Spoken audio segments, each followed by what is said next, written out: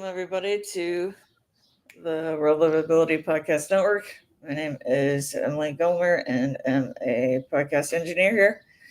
And we're excited to bring you another episode of the Aspie Bridge Show with Suzanne Plumley.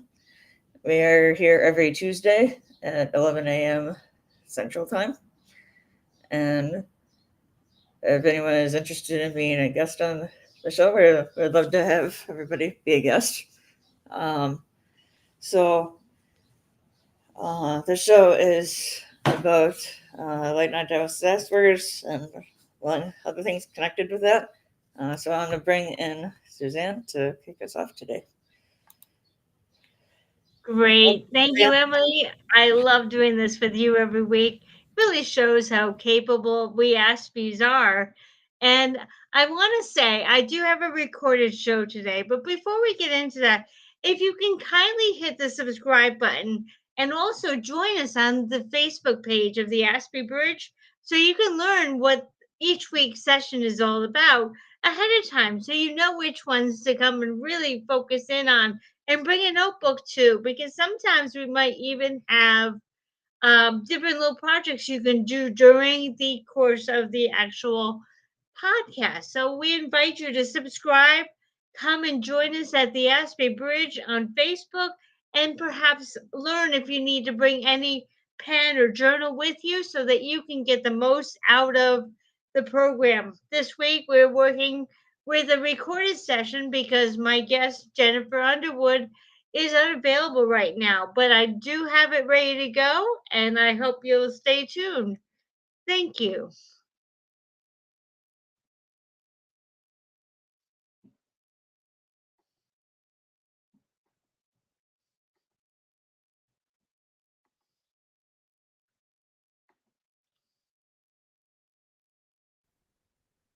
Hello, everyone, and welcome back to the Aspie Bridge. This is our second week of freedom, which is freedom from those bad habits that we seem to let sneak into our lives without realizing it.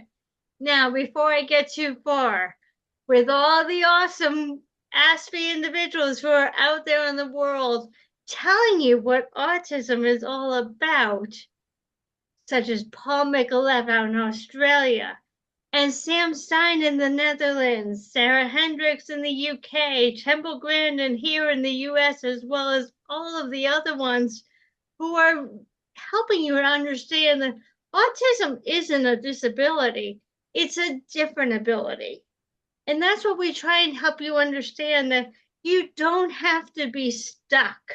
You don't have to be a victim. And you certainly can go over this bridge back into society the way I have. Now, today I have a very special guest. She is one of the first bridge builders who signed up on my website, aspiebridgebuilders.com, to serve you. And she saw my mission. She saw how important it was to help you go back into society on a crucial matter, which is eating. You can't live without eating. I mean, you can do waters first, but you really can't live without eating. And eating isn't just about putting food in our mouths. It's all about our mental health that surrounds food. So, without further ado, as I always say, here's Jennifer Underwood to tell you all about what it means to be my nutrition and mental health balanced bridge builder. Hi, Suzanne. Oh, thank you so much for having me. Oh, I love it. love having you. I love having this conversation with you. And thank you. Yes, I love the fact that you're celebrating this month of freedom. One thing that I was preparing for our conversation today, a message that came through for your audience, for those of us listening today, is freedom is in the flexibility. And that's going to be a theme for our conversation as well today. In all the conscious eating and all the decision making that we do around food, I hope that as you're listening, just be kind to yourself and think about it as freedom is in the flexibility. Mm-hmm. Oh, Jennifer, thank you. Thank you. you and I have a lot to cover here, so we will get started. Last week, I had Teresa Garvin here, and she and I were talking about some of the bad habits that we as families get into when we are not very conscious about our speech. When we think that we can just let words roll off our tongue and they don't hurt anyone. Well, what brings us to the dinner table is food. So that's why Jennifer is the next logical person to have on the Aspie Bridge, because you're not just going to sit around the dinner table talking. It's usually based around a meal time. And you know what that means. So we're going to start off, because I don't like to end on a hard note. I'd rather start on the hard note and come up with solutions. So we're going to start with some of the bad habits about surrounding food. Now, how many of you stand up and eat sometimes? I think we're all guilty. Oh, I'll just have the leftover whatever's in the freezer, and I don't have time to sit down and eat. That's not exactly the best thing for your body. And it's certainly not the best thing for you to get the rest you need to sit down and have a proper meal. And I think, Jennifer, what I'll do is I'll go through these and then I'll let you work on them as a batch all together.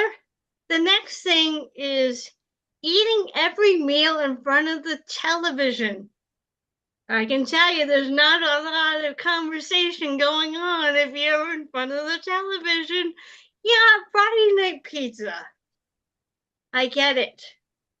But not spaghetti and meatballs, not steak, not chicken. Try and stick to that pizza night. That's the special night. All the rest of the times, try and bring your family back to the dinner table. It's crucial for your mental health. The third one, modeling grazing meals to your kids, especially in the summer. Mommy, can I have? An hour later, Mommy, can I have?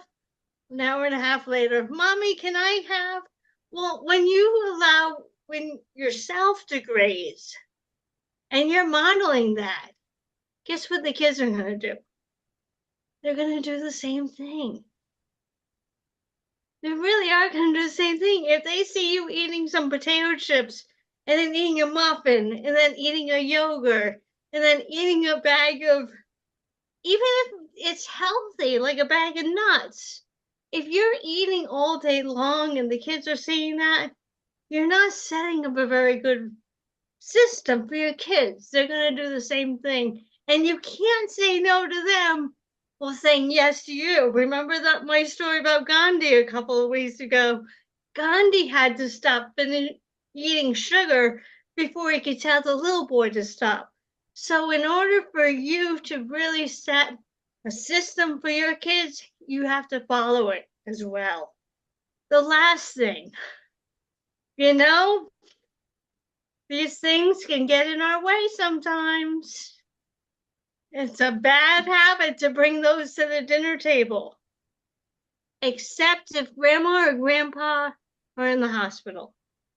That might be the only time that I get mom or dad, maybe not both of you, because you might be able to say to the kids, Grandma's not feeling well right now, and she needs to have us close by.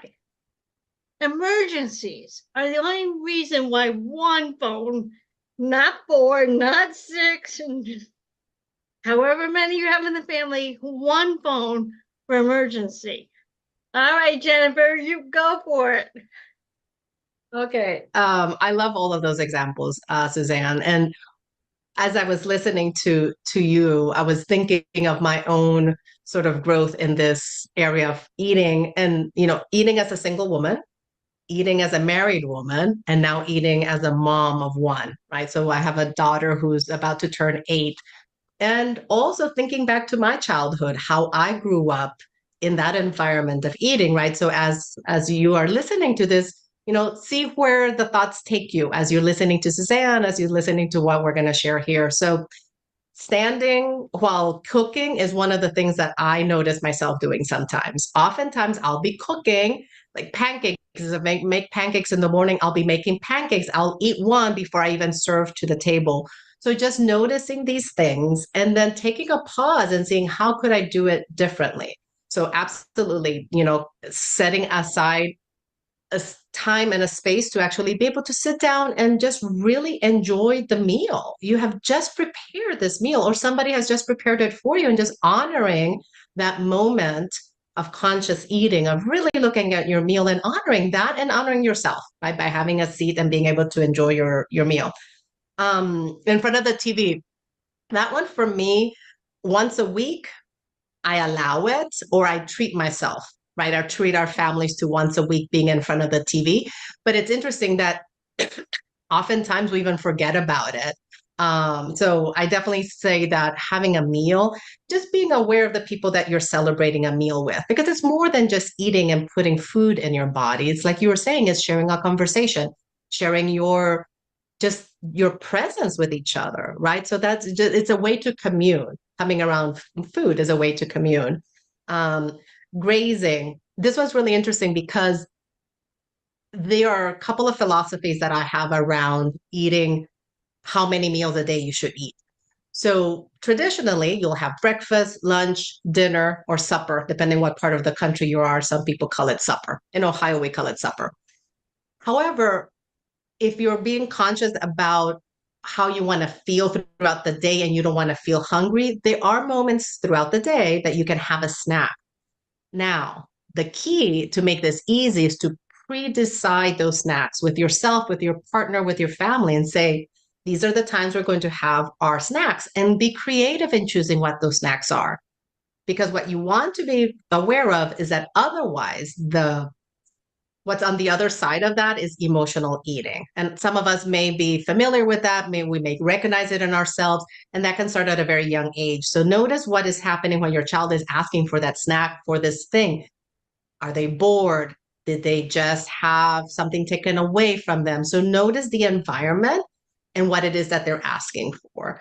And then phones at the dinner table, I agree with your recommendation 100%. No phones at the dinner table unless it's going to be an emergency or somebody's not feeling well. So, Right. yeah. Oh, yes.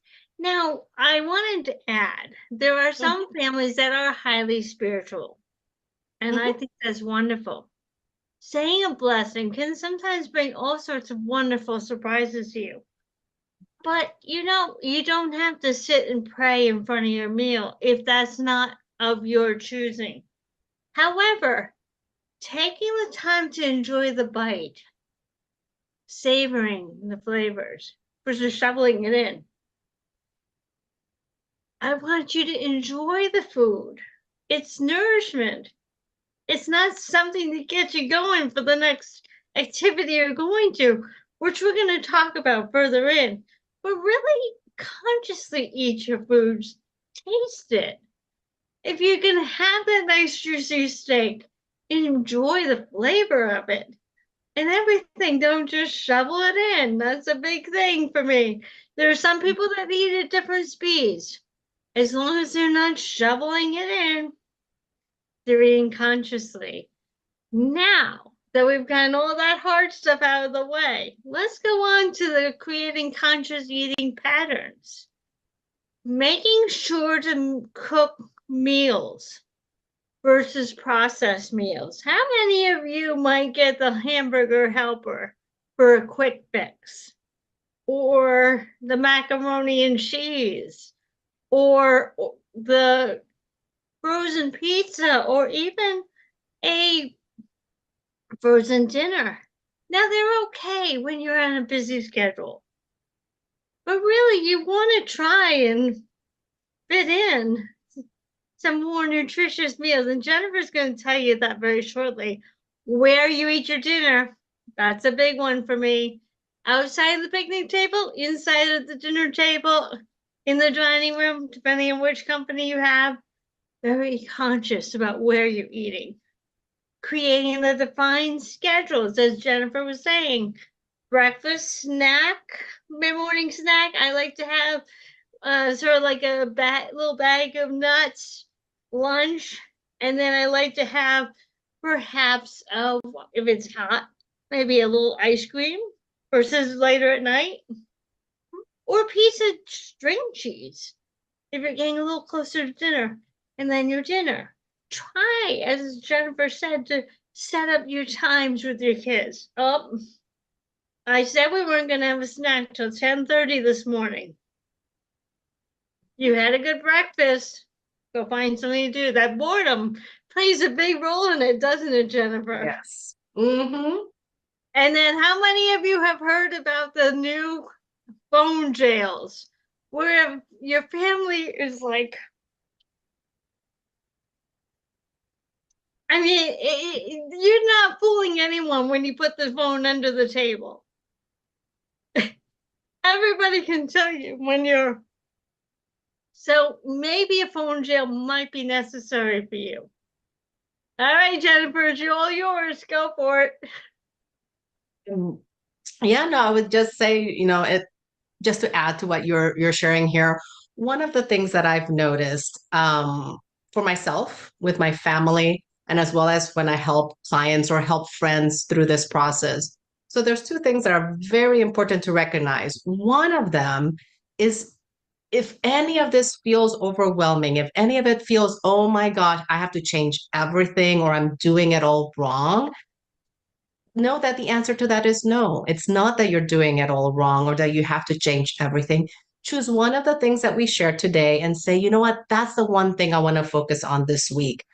Adding a snack, or the one thing is about the phone. So pick the one thing out of this episode that really resonates with you, and take the step to improve that, right? To make that better.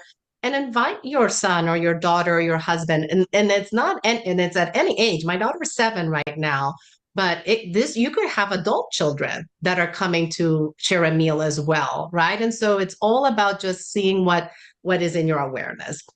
The other thing I would add is just to ask yourself, like you were saying about the prepared meals versus the fresh cooked meals at home, right? So there are ways of combining both. So there are ways of utilizing some ingredients like frozen vegetables or canned vegetables and using something that's fresh, right? So it's all about, again, like that freedom and the flexibility is picking that one thing that you're like, this is the one thing I'm going to commit to myself this week to be very aware of. This is the one thing that I would love to make better. Because it's not that you want to change it for some reason. It's more like, I would love for this to be better in my life. If you take that approach, then all these steps will definitely help you get to where you would love to be with that. Absolutely. Oh, yeah. I mean, this YouTube podcast will be up. You can go and come back to it as often. Just look for Jennifer and I, and you can always go under Jennifer's bio or in the YouTube and say, I have a question. And one of us can make sure that we get back to you, because it is so crucial that we help you. But it's not a one and done. You can come back to this podcast and say, oh, I want to try that one. Yes. Maybe pick the one that's the most challenging to your family and hit that one first. The one that just kind of rubs you the wrong way. Mm-hmm. And that might be a good place to start. Or on the flip side, if you think your family's going to have trouble, go with the easiest one first and then celebrate it. Maybe go out for ice cream after a week of staying on tune with it. Nothing's better than treating yourself to ice cream. Or if you don't have kids and you're more adult, go out and have a drink at a nice restaurant, or go out and have a cup of coffee on Saturday morning to celebrate create a new habit. It takes 90 days to create a new habit. So if you fall off a day or two, get back on and start again. There's no police. We're just trying to help you to enjoy your meals more. Now, I have a funny story to tell you, but Jennifer, here's the thing. A lot of people are like, oh, I never liked green vegetables when I was a kid. I don't think I want to make my kids eat green vegetables now. Well, let me tell you a funny story. My younger daughter, who's now 26, when she was 3 years old, and my older daughter was 5, I said to them, you have a choice on how you eat your green vegetables. You can have them frozen, raw, or cooked when we serve them on the dinner table. Well, my younger daughter loved frozen green peas. She loved them. I would give her a little ramekin, which is a tiny bowl full of peas. And she would go out and do whatever she was doing and eat the peas. And then it came to dinner time and there were peas on the table. I said, Kimberly, you don't have to eat those. You've already eaten your vegetables. She got all excited, like, okay.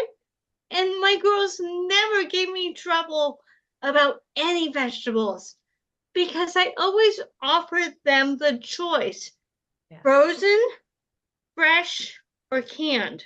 Now, I'm not a big canned person unless they're beets.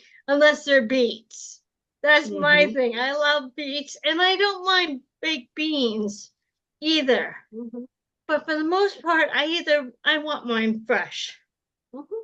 What about you, Jennifer? What are your beliefs about the fresh, frozen, and canned vegetables, and how do you help Isabella eat vegetables if that's what you decide? Yeah. So for me, frozen and fresh. And it all canned, it's very rare that I'll do canned just because of the ingredients in there, the sodium. And honestly, just the texture and the flavor for me is not that appealing either. So frozen, I'm a trained chef. I went to culinary school, and in culinary school, we got to learn a lot about actually how foods are frozen and also for us to do it ourselves. Foods, especially vegetables, are flash frozen, so they maintain still their nutrient value, right? So their nutrition value. So if you're going to pick, frozen or fresh would be number one. The reason I love frozen is because then they can last longer in the freezer, right? And so if it's one of those things that I'm going to feel guilty because I brought fresh vegetables and I didn't get to eat them and now they're spoiled, then I would highly encourage you to start with, if you're going to go from canned, I highly encourage you to start frozen first and then gradually add, the fresh ones. For my daughter, for her a lot of it has been choice as well as experimenting. So my daughter surprisingly loves pickled okra, loves pickled onions, anything that's pickled. There's something in her palate that she's discovered that pickled is what she loves. Not all children are going to love that, but know that you can give them something. Now, she may change her taste here in a few months, and that's okay. Right. So I won't force her to have to finish it, but I do encourage her to try it.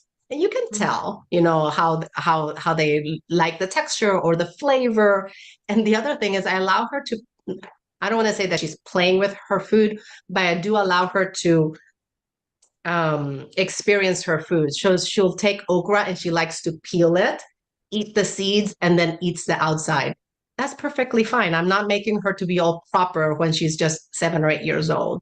So for me, I would say just know also that as adults, our palates also change. So as we age, and if we're taking any medication or if there's anything else that is not in the way, but that's interacting with our taste buds, just know that that can change as well. So be a little bit loving and conscious and caring in that process as you're offering new foods to your family as well. There might be something else that it's not that they don't like it. Their palate is just not preferring it. Right. Now, my older daughter, as I mentioned, I told you about peas with my younger daughter. My older daughter loved to crunch on carrots. That was her thing. She loved fresh carrots right out of the bag, peel them off.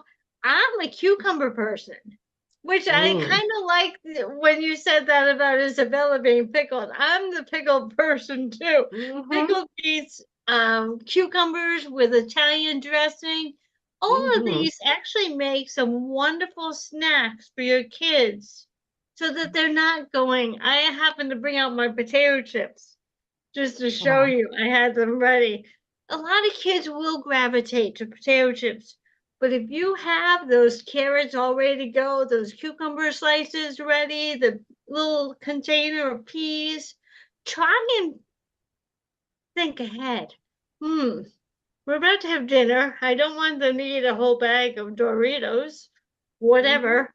Try and have little snacks ready to go because kids are funny. It doesn't matter what it is, it's whether or not it's ready to eat. That's a big thing. It's not what it is it ready to eat? And a bag of potato chips is that ready to eat unless you have something even better for them because it's too close to dinner. Just an idea, another idea. You just reminded me, Suzanne, in that if I can add to it, there's something about it Absolutely. as well.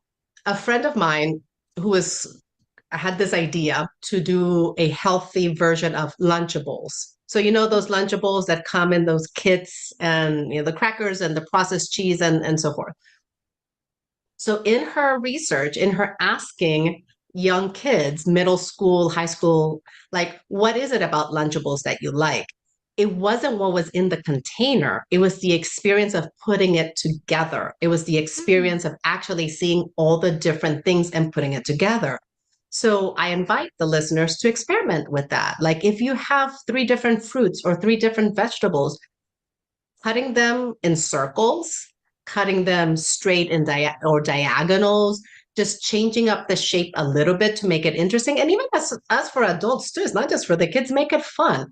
Those little changes can change the perception of like, oh, I get to build this thing. I get to build my slice of apple with peanut butter, with raisins, and make a smiley face. Like there are ways to do this, especially if you have young children, but even for yourself, play with it a little bit. So I just wanted to share that kind of Oh no, that reminded me of is that crucial. story.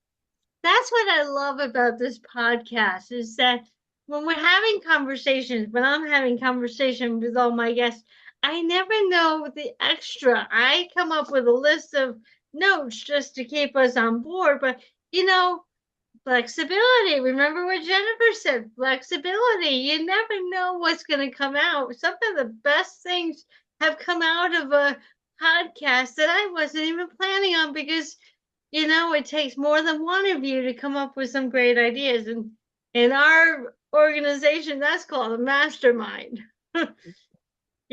So don't hesitate to say to the kids, so what should we buy at the grocery store? Should we buy little pieces of salami? Or maybe we should buy some little pieces of pepperoni and mozzarella that you can put together. I mean, they have so many things. Now, Jennifer, you were talking about the little packages. I found one that had white cheddar cheese, little pieces of salami, and then almonds. And that was wonderful. That's all I needed a couple of times. And it's cost effective. If you buy those ingredients yourself, you're going to save yourself money. It's going to be healthier and it's going to be more fun for them to put it together. It's called convenience food for a reason. It's convenient, but it doesn't mean that it's good for your body. If you look back at how convenient food came to be, it was because of not having enough time, which that's a whole other thing. I'm happy to share that how to create time around meal planning. I'm happy to share some tips around that. But it's not just because it's convenient and doesn't mean that it's good for your body. So it's also a cost effective. You'll save money by buying the almonds, by buying the salami, buying the cheese. It's not so much what's in there, but it's that you have it more fresh and that you get to have those choices and have fun putting it together. And you can get 4 meals, 4 of Oh my them gosh, yes. versus 1 for the Yeah. same price. So, Mhm. hey, it's something to think about. Now, here's a big debate. We're going to switch gears a little bit. Here's a big debate.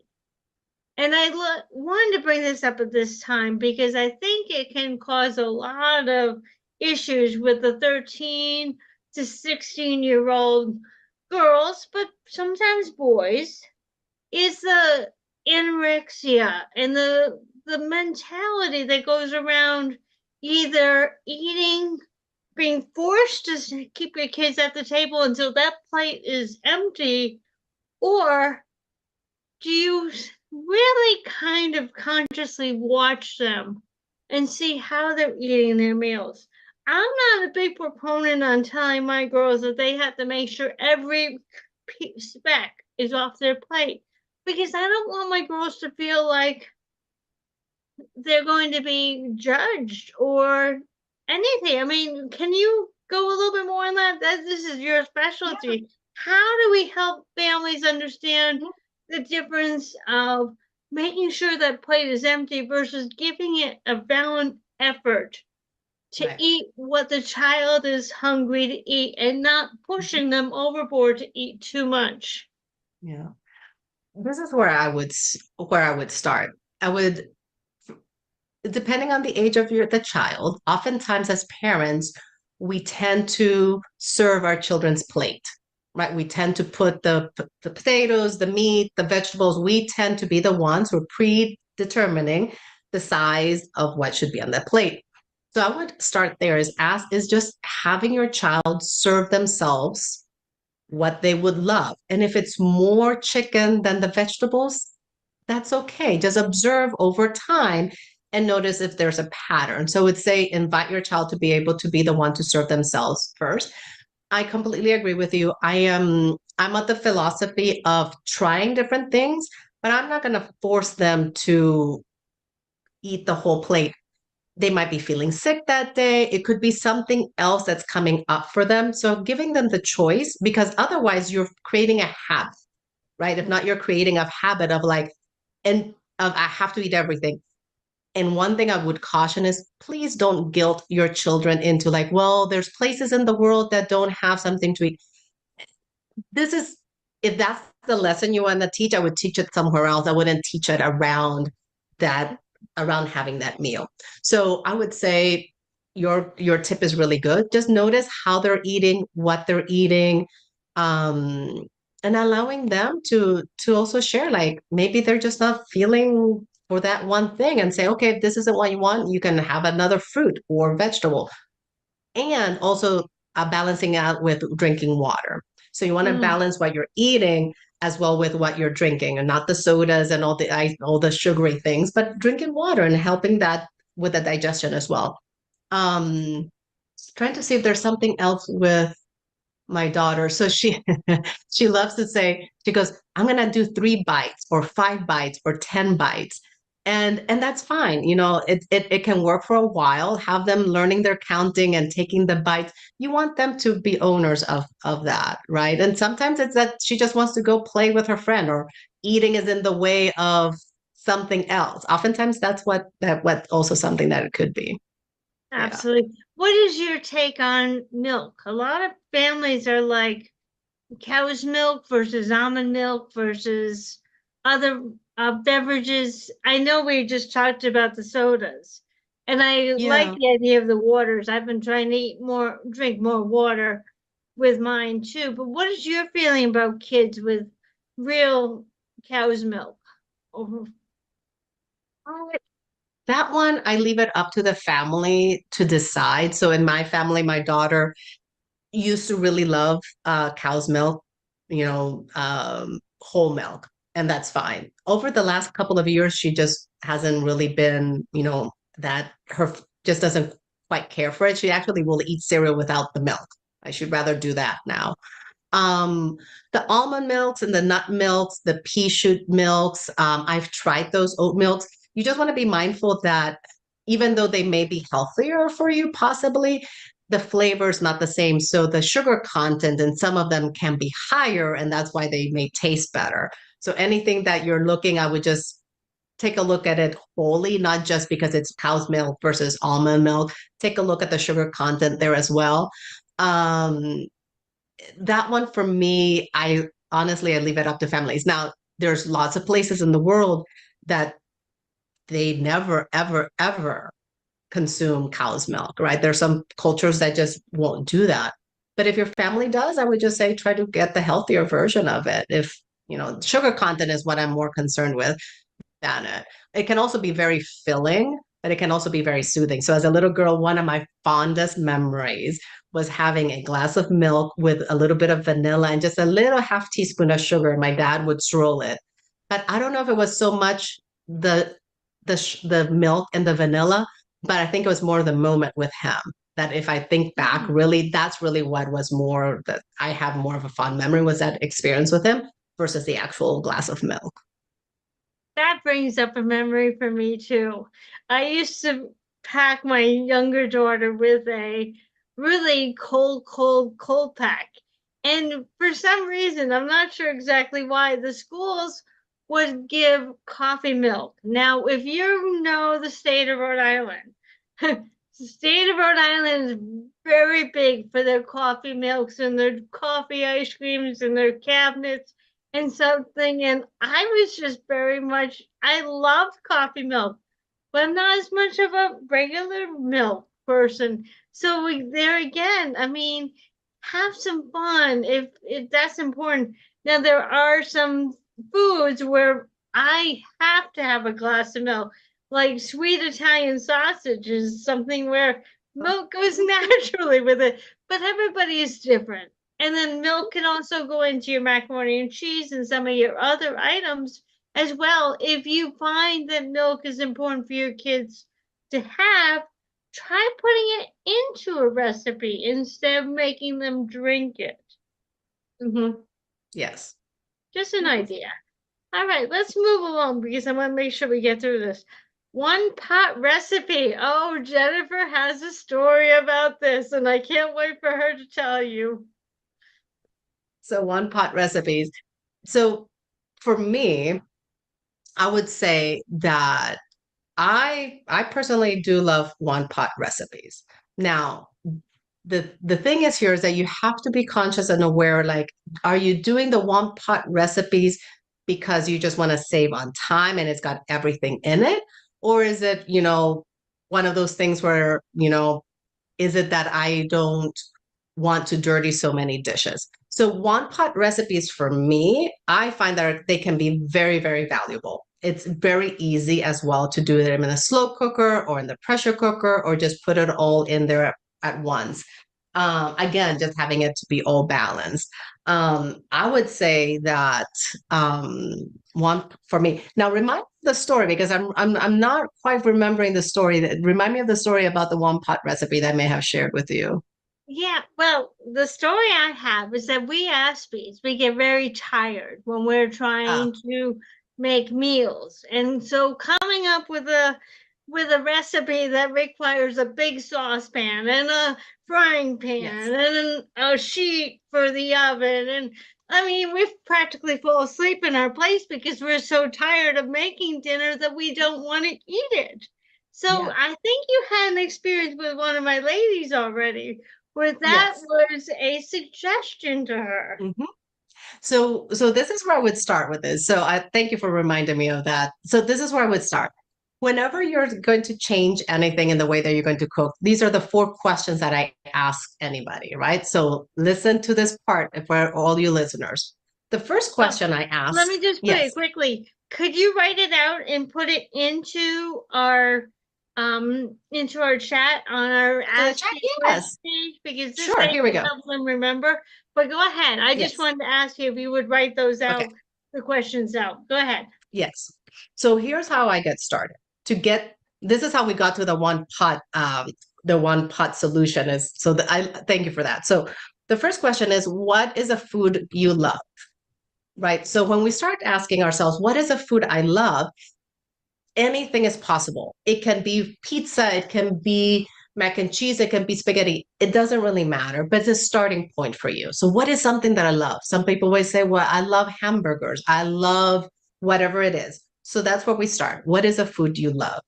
Then the next question is, what do you enjoy about meal preparation?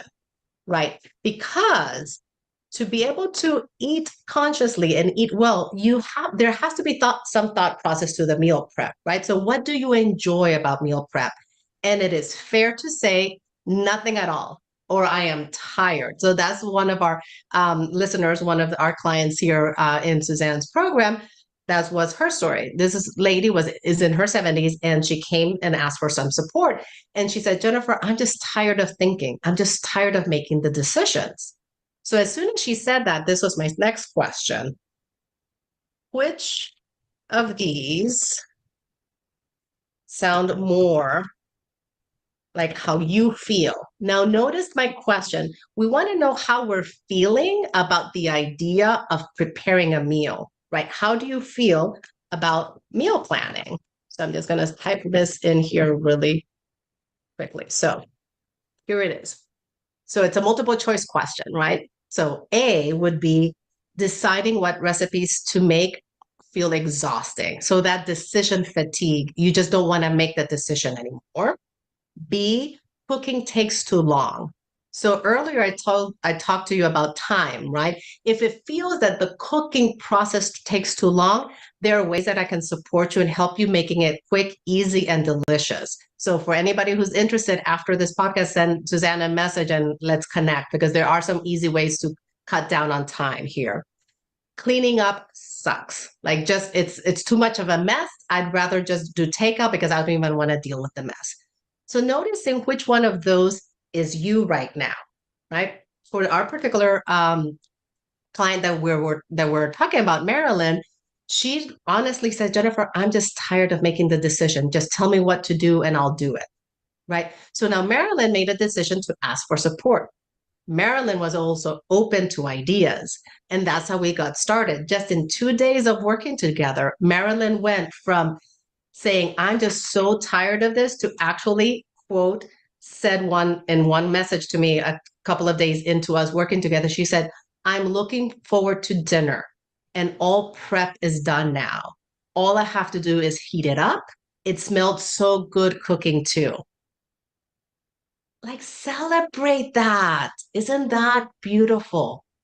Right? That's just what I would love for you. If anybody who's listening is like, oh my gosh, I want to be like Marilyn. I want to feel that change in me too. There's some quick, easy, and very simple ways of doing that. And this is where I would start with these questions. Oh, yeah. I mean, I can tell you when I was raising my girls, the idea of having 4 pots out on the stove, unless someone else was going to do the dishes for me, no. And then I get to a point where my older daughter got to college and she didn't have time after dinner to do the dishes. So I made her a deal. She cooked and I offered to clean up. That's another idea. You have growing children that are older and they like to experiment in the kitchen. Go ahead. As I said, my daughter was in college. I wouldn't recommend it for a child who's younger than maybe a junior or senior in high school who really has an interest in it. My younger daughter was in the culinary VOTEC program, so she also liked to do that. So for someone like me who, the decision, the pans, the this, the that, I got locked out with 2 daughters that really enjoyed it. That's a way you can go. If you have older children, as I say, you really want to make sure your kids are up for the task because you don't want them to stop in the middle either. And obviously, if there's any chopping involved, you got to make sure that they're old enough for that. But that's a suggestion. Yeah, absolutely. Yeah, I love that. Now, one thing that a lot of people are recommending, and this is fun if you do have those other kids, bulk preparations on a Sunday so that you can make a bunch of meals on a Sunday and not have to cook throughout the week. Now, that has pros and cons. If you're the only one doing it yourself, my Aspie women, that can get overwhelming. And it might not be the best solution for you. But if you have the older children at home and they do have an interest in food prep, this is a nice together time. What do you think about that, Jennifer? Do you think you might get Isabel involved in that when she gets older, or do you think she might have an interest? Yes, and there are different ways of doing the bulk preparation. And, I would definitely love to just kind of be able to connect with anybody who's listening and this is something they're interested that feels like, oh, this is too much. 2 philosophies I have about bulk preparation. One of them, you can see it as I'm going to chop all my vegetables today. So tomorrow I just have to do it in the stir fry. I'm going to chop all of it and have it all portioned out raw. So tomorrow I just put it to the crock pot. If you can find those pockets of time, that can work. Yes, you can also do a Sunday. One of my favorite ways to do it, though, is there's a way, and if you have space in the freezer, this is a really amazing way that I had no idea you could do this. Instead of cooking, doubling a recipe and cooking it that same day, you can take freezer bags, put all the ingredients in there, raw chicken, potatoes, carrots, onions, whatever goes in there, even the chicken broth, seal it that way. You can put it in the freezer, and then you have it ahead of time. You just put it in a crock pot, in a slow cooker, and then it's already done. So those are two ways of where I would say. I would invite, if you've never done bulk preparation before, I would say prepare 2 days of meals and then gradually add 3 days of meals. Be kind to yourself and don't go for like, on the Sunday, I'm gonna prepare 5 meals right away. Yeah, no. It might be a little too much, but those are my 2 ways of doing it. Now, here's another idea. For those of you who go to Sam's or Costco or anything, buy the big containers of meat. Yes. And then when you go home, which is what the one thing I did enjoy doing, is I would go home, I would get out a little scale, figure out how much my family ate, and I would divide the meat into different meals. So, because the meat can be something that can be done almost immediately upon coming in from the grocery store, divide that out into different meals, make sure it's wrapped up well into a freezer safe, and put that in. Then if you are in a hurry, but you don't want to do the whole meal prep, at least the meat is ready to go and you're not trying to defrost a 16-pound container of chicken for one meal. Yes. No, that doesn't work because you get to eat the rest of the chicken within 2 days, and that doesn't work. But if you instead you do it as soon as you get home from the grocery store and then freeze it, all you have to do is take out one package of meat and you're done. And it makes it so easy for you. Don't worry about the other stuff. And I sometimes will cheat and buy frozen onions. And your eyes Oh, don't yes. cry. I'm a fan of frozen onions. Yes. I don't cry, or I have like those choppers, and the kids used to like to chop the onions. And okay, go ahead. We got to kind of watch our time here, so I'm going to keep going. Eating on the run, McDonald's and Wendy's and Chick-fil-A and all those can be fun, but to have every meal like that because you're running out, and I'm going to combine it a little bit with is your schedule requiring it, and food and travel? I mean, if you're saying like, okay, we're gonna go to grandma's house is 5 hours away, we're gonna stop at Starbucks or Dunkin' Donuts, and then we're gonna stop at Wendy's, and then we're gonna stop at Cracker Barrel, and then we're gonna stop at, and then we're gonna stop at, you can bring meals in the car with you and plan a picnic. Try and think ahead and say, I remember that there was that park that had a grill there. Maybe we just take a bunch of hamburgers. So you don't have to stop at every single fast food place between here and grandma's house. Go for it, Jennifer. I know you have ideas on this one. So this one's close to my heart for different reasons. One, more recently, after I had my daughter, and I don't think I've ever shared this story with you, Suzanne, but I feel called to share it here. So I know that many of our listeners very likely have some health condition or a loved one who has a health condition, right? For me, after I had my daughter, I had severe hemorrhoids from delivery. When I went to my doctor, she said, oh, that's going to correct itself. That was what I remember. She may not have said it that way, but that's what I remember. So I didn't pay attention to it. I didn't take care of it. And gradually over the years, the pain of sitting down was unbearable until I actually had to go and have it surgically, medically taken care of. The surgeon was so surprised at how long I had waited, but I had lived with the pain and that discomfort because I just thought that was part of it, right? Now, over the last 2 years, I've been more conscious, more aware of how much fiber I am consuming. And when you travel, whether it's by car, by plane, by boat, by train. Oftentimes, the stress of travel can cause stomach issues, right? It can cause indigestion, and this can be in your children as well. So, what I've learned is the following. I find here's why I would say that it is okay in a way to have convenient foods like a can of beans. I know we're talking about canned vegetables, but canned beans are really healthy for you. Having canned of beans, just having a spoonful of those, having my crackers.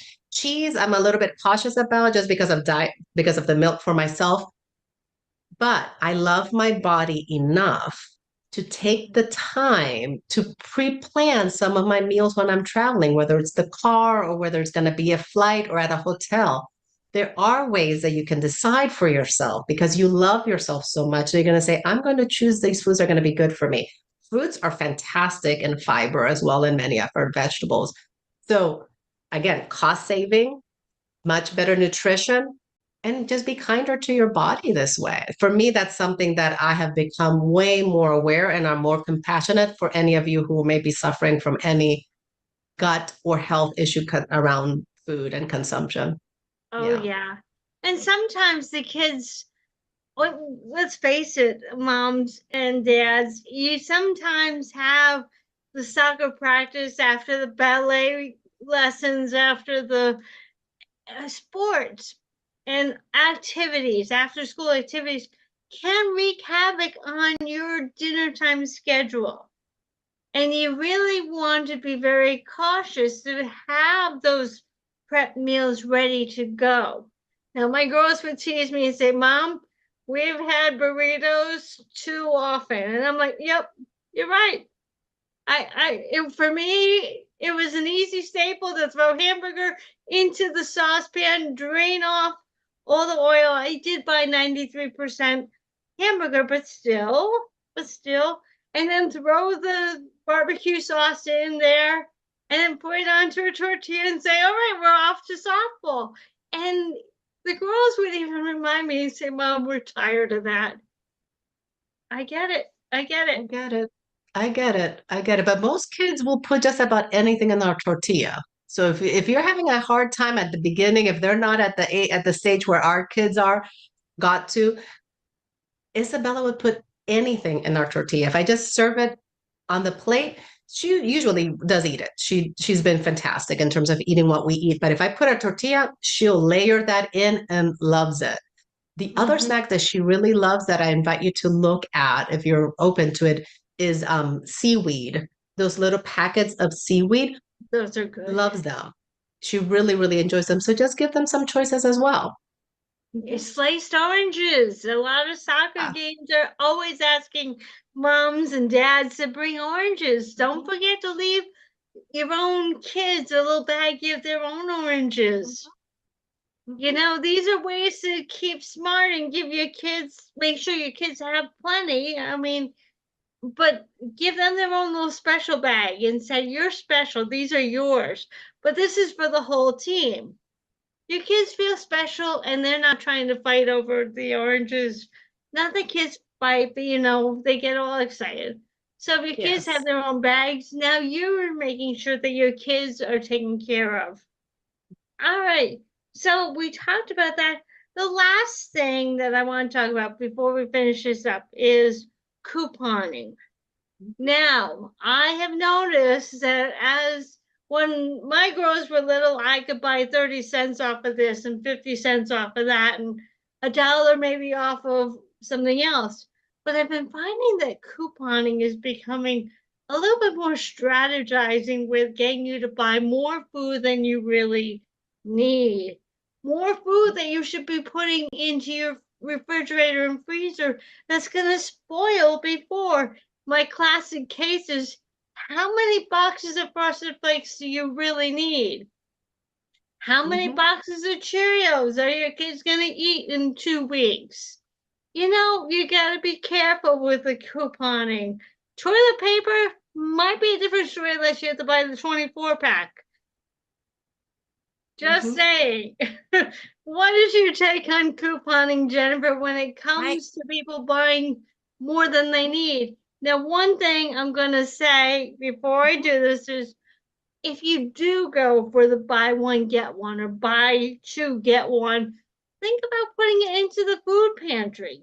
Mm-hmm. Mm-hmm. All Yeah. right, No, Jennifer, finish us off with the yeah. couponing. No, I love that topic. So I would say a couple of things around coupon. I tried it. I tried to do the couponing because I was like, I was seeing and reading all about how people can master this and come out with all these things and not spend that much money. And I noticed exactly what you just said.